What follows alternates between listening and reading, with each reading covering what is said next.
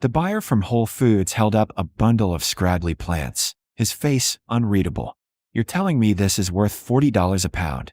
Lena Oakes, 26 years old, stood in the parking lot of the Santa Rosa Farmers Market, her hands shaking slightly. 9 months ago, she'd had $20 to her name and a field of plants everyone called weeds. Now this man was deciding whether she'd eat next month. "Yes, sir," she said quietly. "That's Nettles. Wild harvested, organic, nutrient-dense. The restaurants can't get enough." He set the bundle down and pulled out his phone. 9 months earlier, the estate lawyer's office smelled like old carpet and printer toner. Lena sat across from a woman named Patricia Hahn, who slid a single document across the desk. "This is everything your uncle left. The property deed for 11 acres in Sonoma County, parcel 133-040-227. No mortgage, but 3 years of back property taxes owed, for $1,800. You have 6 months to pay before the county auctions it." Lena looked at the deed. Her uncle Martin had died alone in a county hospital, his body unclaimed for 5 days before she got the call. She'd seen him maybe twice in her life. A quiet man who'd lived in a falling-down farmhouse and grown things nobody wanted. "What's the land worth?" she asked. "Hard to say. It's overgrown, no water rights, zoned agricultural, but hasn't been farmed in 20 years. Maybe $30,000 if you found the right buyer. But you'd need to clear the taxes first." Lena had $127 in her bank account. She was living in her car, working breakfast shift at a diner in Petaluma, sleeping in a Walmart parking lot. "Can I see it?" Patricia handed her a key on a rusted ring. "The house isn't habitable. Just so you know." The property was 40 minutes north, down a rutted dirt road that bottomed out twice and scraped the undercarriage of her 2001 Honda Civic. The house was worse than she'd imagined. Windows broken, roof sagging, porch collapsed into a pile of rotted lumber.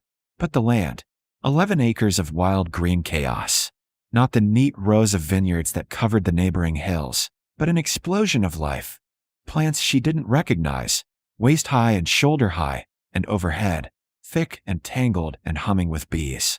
The air smelled like honey and earth and something sharp, almost medicinal. She found a path through the growth, followed it to a small shed behind the house. The door hung crooked but still closed. Inside, tools on hooks, their handles worn smooth. A workbench, and a wooden crate filled with notebooks. Lena pulled one out. Her uncle's handwriting, small and precise.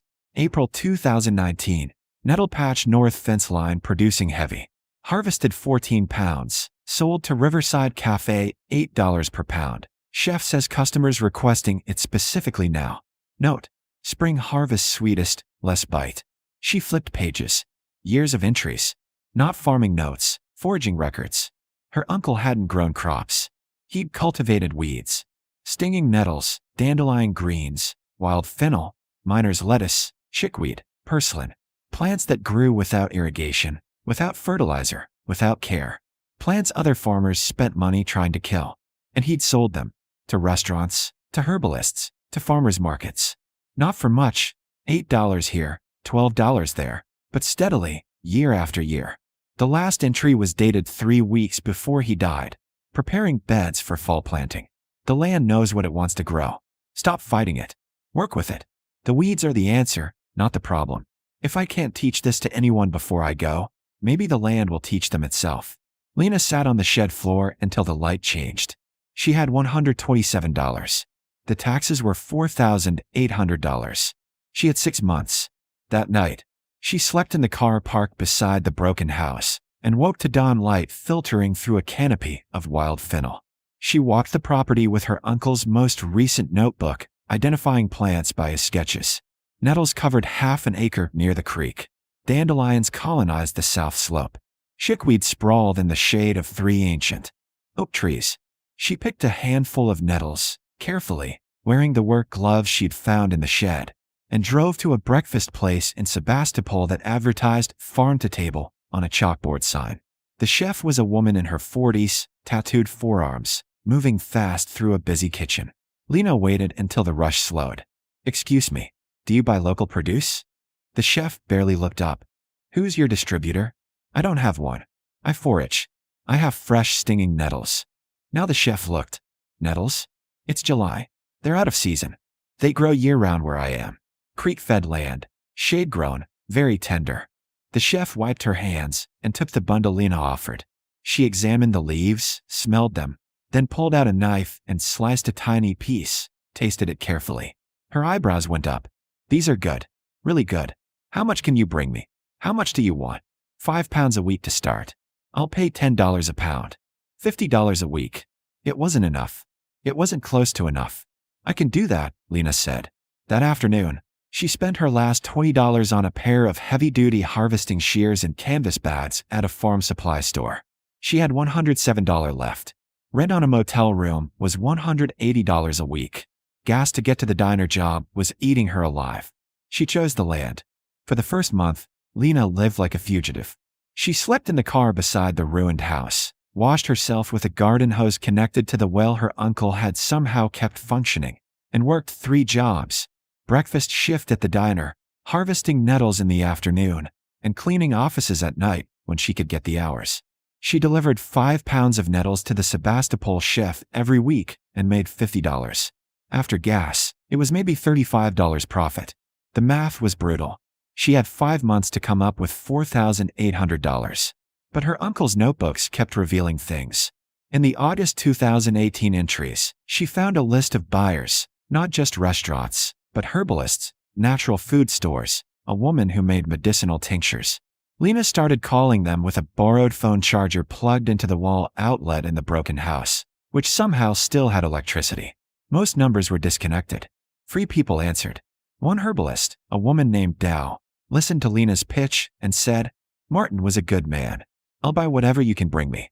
Dandelion root, chickweed, nettle, I use everything. $12 a pound for clean, sorted material." Lena started harvesting harder. She woke at dawn, worked the diner shift, drove to the property, and spent 4 hours in the fields with the shears and canvas backs. Her hands blistered, then calloused. Her back ached. She learned which plants grew where, which were ready, how to harvest without damaging the root systems so they'd regenerate. The land responded like it had been waiting. The nettles grew thick and fast. The dandelions spread. She found wild fennel taking over the western slope, tall, feathered, smelling like licorice. A chef in Santa Rosa paid $15 a pound for the fronds. By October, she was making $200 a week. Still not enough. Then the county assessor arrived. A man named Williams, clipboard in hand, walking the property line. Lena met him near the road, her boots caked in mud, her shirt stained with plant sap. "You Lena Oakes?" "Yes, sir." "You aware you're 3 years delinquent on property taxes?" "Yes, sir. I'm working on it." He looked past her at the wild fields. "What are you doing with this land?" "Looks abandoned." "I'm foraging. Wild edibles, medicinal herbs. Selling to restaurants and herbalists." Williams wrote something on his clipboard. "You making any money?" "Some. Enough to pay $4,800 by March." Lena's throat tightened. "I'm going to try." He looked at her for a long moment. "Your uncle was a strange man. Grew weeds on purpose. But he paid his taxes on time for 30 years until he got sick. I'll note that you're actively working the land. Might buy you some goodwill with the board. But the deadline stands." After he left, Lena sat on the porch steps that hadn't collapsed yet and did the math again. She needed to make $960 a month for 5 months. She was at maybe $800 in a good month. That evening, she found another notebook in the shed, older, pages yellowed. Her uncle's handwriting from the 1990s. A section titled Market Strategy. People don't value weeds until they're called something else. Nettles equals wild spring greens, high in iron. Dandelion equals gourmet bitter greens, detoxify. Purslane equals succulent superfood, omega-3s. Know your customer. Restaurants want story and quality. Herbalists want purity. Farmers markets want both. Don't sell weeds. Sell health, story, rarity. Lena read it 3 times. The next Saturday, she paid $25 for a vendor space at the Santa Rosa Farmers Market. She handwrote signs on cardboard: wild harvested nettles, high iron, detoxifying, and dandelion greens, gourmet bitter, locally foraged. She sold 18 pounds in 4 hours. 2 chefs bought in bulk. A woman buying for a juice bar took her number. A man in expensive jeans asked if she had purslane. "Not today," Lena said, "but I can bring it next week. I'll take 5 pounds." He Here's my card. She looked at the card after he left. Whole Foods, regional produce buyer. By December, Lena had 12 regular customers and was harvesting 40 pounds a week. She'd moved into the house, just one room with a space heater and a sleeping bag, but it had a roof and walls. She'd paid off 1 year of back taxes, $1,600. She had 3 months to raise $3,200 more. And then the frost came. January 8th, the temperature dropped to 26 degrees. Lena woke to white fields, the wild greens frozen stiff. She walked the rows with her heart hammering. Nettles blackened. Dandelions collapsed. The chickweed turned to mush. She called her customers one by one and canceled orders. 12 angry or disappointed voices. The Whole Foods buyer didn't answer. That night, she sat in the dark house and cried for the first time since her uncle died. But in the morning, she went back to the notebooks. The February 2015 entry was short. Frost killed everything above ground.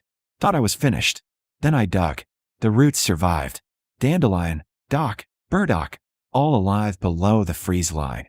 Harvested roots, sold to Dow for tinctures. Made more than I would have on greens. Note, diversify the harvest. Use all parts. Lena grabbed the shears and a digging fork and went into the frozen field. The dandelion roots were thick, pale, alive. She dug carefully, washed them in creek water so cold her hands went numb, sorted them into clean bundles. She called Dow. I have dandelion root. Fresh dug, organic, about 20 pounds. I'll take it all. 15 a pound. When can you bring it? Lena delivered that afternoon. $300. She dug burdock next, then dock, then the wild chicory she'd ignored all season. She sold to herbalists, to a supplement company, to a specialty grocer in San Francisco who paid $22 a pound for burdock root.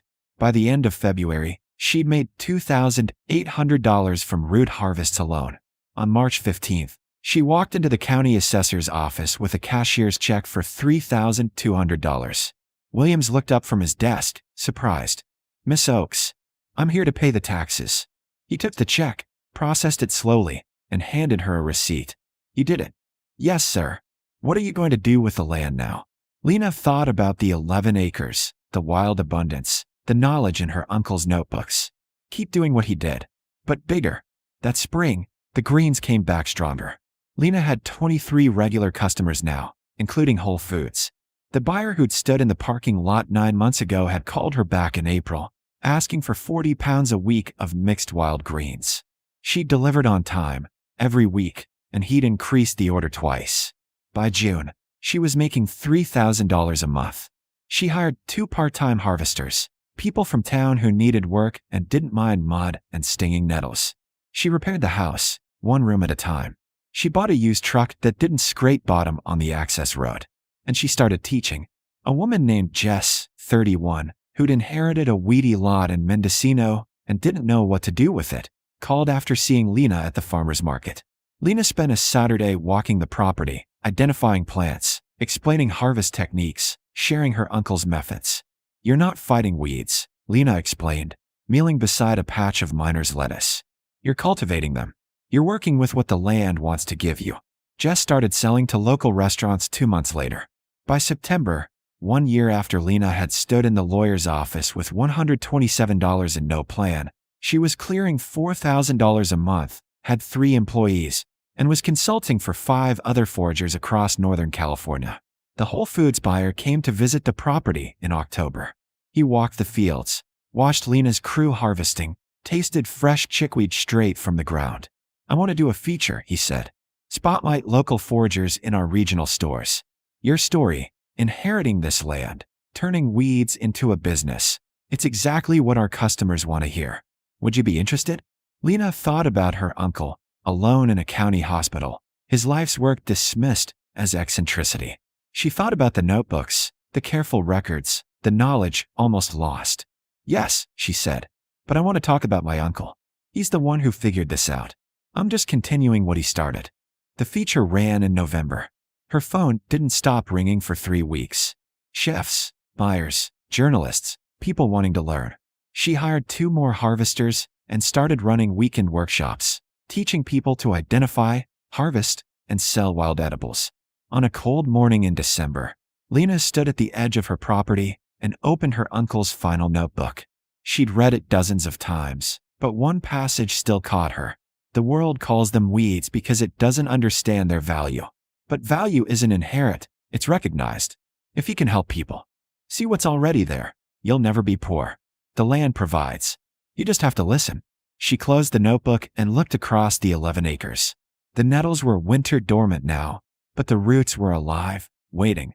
The dandelions would come back in spring. The chickweed was already spreading in the oak shade. Her phone buzzed. A text from a chef in Berkeley. Can you do 60 pounds next week? Opening a new location, want to feature your greens on the menu. Lena smiled and typed back, yes, I'll make it work. She walked back toward the house, repaired now, warm, hers, and thought about the $20 she'd spent on shears 9 months ago when she had nothing else. The best investment she'd ever made. The land had taught her what her uncle knew, that abundance wasn't about forcing the soil to produce what you wanted.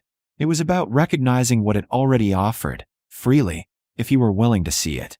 She had work to do, harvests to plan, orders to fill, people to teach. The weeds were waiting, and the market wouldn't stop buying.